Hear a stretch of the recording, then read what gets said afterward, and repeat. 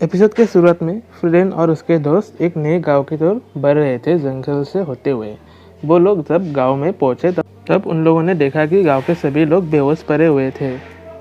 ये सब देखकर फ्रीडेन कहती है कि यहाँ पे मुझे खतरा दिख रहा है, हमें यहाँ से चलना चाहिए। फ्रेंड कहती है कि आप मुझे गुस्सा दिला रही हो। फ्रीडेन कहती है अरे मैं तो मजाक कर रहा हूँ, और साइन के पास चले जाती है। साइन कहता है कि ये एक कर्स है। फ्रीडेन कहती है कि मुझे भी लगता है। तभी स्टार्क पूछता है कि ये कर्स क्या है। फ्रेंड कहती है कि ये एक ऐसा स्पेल है जो कि डीमन और मॉन्स्टर यूज़ करते हैं जो ह्यूमन काइंड समझ नहीं पाते, ना ही इसके प्रिंसिपल के बारे में समझा पाते हैं, ना ही इन्हें रिमूव कर पाते हैं। स्टार्क कहता है कि तो फिर हमें यहाँ पे देर हो गया। फ्रेंड कहते हैं कि नहीं, सिर्फ ह्यूमन काइंड ही समझ नहीं पाते, पर हाँ गॉडेस मैजिक अलग है जो कि प्रीस्ट यूज़ करते हैं। स्टार्क पूछता है कि ह्यूमन मैजिक और गॉडेस मैजिक के बीच में डिफरेंस क्या है। फ्रीडेन कहती है गॉडेस मैजिक होली स्क्रिप्चर में रिकॉर्डेड होता है और ये वही यूज़ कर सकता है जो इस किताब के मालिक है, और डीमन मैजिक की तरह गॉडेस मैजिक के प्रिंसिपल्स भी हम लोग एक्सप्लेन नहीं कर पाते हैं, और इसे इस्तेमाल करना बहुत ही मुश्किल होता है, हालांकि कोई ऐसे पावर के साथ पैदा हो। और मैजेस इस कर्सेस को डिटेक्ट नहीं कर पाते हैं, हालांकि मैं थोड़ा बहुत कर पा रहा हूँ क्योंकि पहले भी मेरे ऊपर ये इस्तेमाल हो चुका था। साइन आकर इन लोगों से कहता है कि ये कोई अनइज़ुअल कर्स है। फ्रेंड कहती है कि क्या तुम इसे रिमूव नहीं कर सकते हो। साइन कहता है कि मुझे कुछ टूल चाहिए और इसे रिमूव करने के लिए एक रिचुअल करना पड़ेगा और इसमें बहुत टाइम लगेगा, इससे अच्छा हम इसके सोर्स को ही ख़त्म कर दें, और ये इस तरफ है। तभी स्टार्क भी सो जाता है और फ्रीडेन कहती है कि क्या तुम इसे उठा सकते हो। साइन कहता है कि करेंट एबिलिटी के हिसाब से मैं सिर्फ 5 सेकंड के लिए इसे जगा सकता हूँ। फ्रेंड कहती है कि इससे तो कोई मदद नहीं मिलेगा। उसके बाद ये लोग ऐसे ही चले जाते हैं, पर कुछ समय बाद फर्न भी सो जाती है। तब फ्रीडेन फर्न और स्टार्क के ऊपर एक बैरियर डालकर वहाँ से चले जाते हैं, पर फ्रीडेन भी बेहोश होने लग जाती है। इसलिए फ्रीडेन साइन से कहती है कि अगर मॉन्स्टर मिले तो मुझे जगा देना, अकेले ही मत लड़ना। तब साइन कहता है कि अरे मैं सिर्फ 5 सेकंड के लिए ही उठा सकता हूँ और इससे कोई मदद नहीं मिलेगा, पर तब तक फ्रीडेन बेहोश हो चुकी थी। उसके बाद साइन फ्रीडेन को अपने कंधे पर उठाकर ले जा रही है, तभी उन लोगों को मॉन्स्टर मिल जाता है।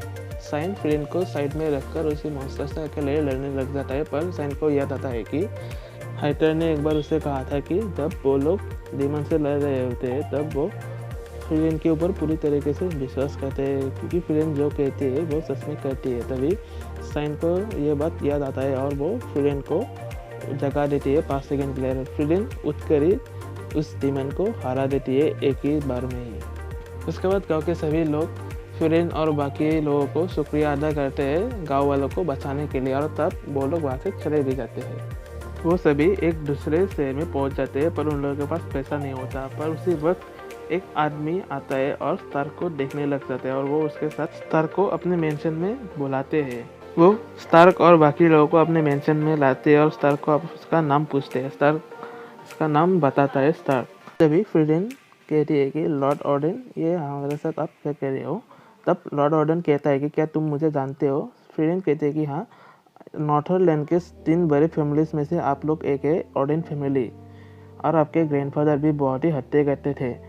तब लॉर्ड ऑर्डन कहता है कि ये क्या बकवास है, और वैसे भी मैं स्टार्क से बात कर रहा हूँ। फ्रीडेन कहते हैं कि स्टार्क हमारे टीम के फ्रंट लाइनर है।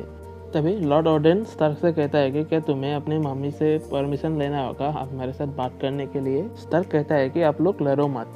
लॉर्ड ऑर्डन कहता है कि मेरा एक रिक्वेस्ट है और इसके लिए मैं तुम्हें पे भी करूँगा। फ्रीडेन तभी जाने के लिए उठ जाती है। तब फर्न कहती है कि हमारे पास ज़्यादा पैसे नहीं है। यह सुनकर फ्रीडेन कहती है कि कुछ तो बात हम सुन ही सकते हैं, और वो बेच जाती है। कुछ समय बाद लॉर्ड ऑर्डन उन सभी को लेकर कहीं और जा रहे थे और वो अपने बेटे की फ़ोटो दिखाता है। फर्न कहती है कि ये तो एकदम स्टार्क के जैसा दिखता है। लॉर्ड ऑर्डन कहता है कि ये मेरा बेटा है। 1 महीने पहले हम लोगों ने डीमंस के साथ एक बहुत बड़ा जंग किया था। तभी मेरा बेटा विट और डीमंस के कमांडर के बीच में लड़ाई हुआ और दोनों ने ही एक दूसरे को मार दिया, और ये बात मैं और मिस्टर गेबल ही जानते हैं, और वो मेरा भरोसेमंद है। फ्रीडेन कहती है कि असल में आप करना क्या चाहते हो। लॉर्ड ऑर्डन कहता है कि इस जंग में हमने बहुत से लोग खोए हैं और ये फोर्ट्रेस ही इस रीजन का डिफेंस है, और जब तक मैं अपना फोर्स जमा ना करूं तब तक ये बात बाहर जाने नहीं दे सकता। और आज से 3 महीने बाद इस रीजन्स के इन्फ्लुएंसर लोग यहाँ पे आने वाले हैं एक पार्टी के लिए, जहाँ पे हम लोग उन लोगों को दिखाना होगा कि वो जिंदा है। और इस पार्टी को सोयरी कहता है, शायद यहाँ पे कपल डांस करते हैं। इसी तरह ही स्टार्क का ट्रेनिंग स्टार्ट होता है। कुछ समय बाद लॉर्ड ऑर्डन फर्न से भी कहती है कि वो भी हिस्सा ले, क्योंकि स्टार्क तो अकेले डांस नहीं कर सकता, उसको एक पार्टनर चाहिए। और वो दोनों ही ट्रेनिंग करना शुरू कर देते हैं। और इसी तरह ही 3 महीने बीत जाती है। इसके बाद उस पार्टी में स्टार्क और फर्न को एक दूसरे के साथ डांस करते हुए दिखाया जाता है। उन लोगों ने अपना काम पूरा करने के बाद लॉर्ड ऑर्डन भी उन लोगों को अच्छा खासा पे करते हैं और वो लोग वहाँ से चले जाते हैं। और इसी के साथ ही ये एपिसोड खत्म होता है। अगर मेरा एक्सप्लेनेशन आप लोगों को अच्छा लगा तो इस वीडियो को लाइक करिए और सब्सक्राइब जरूर करिए।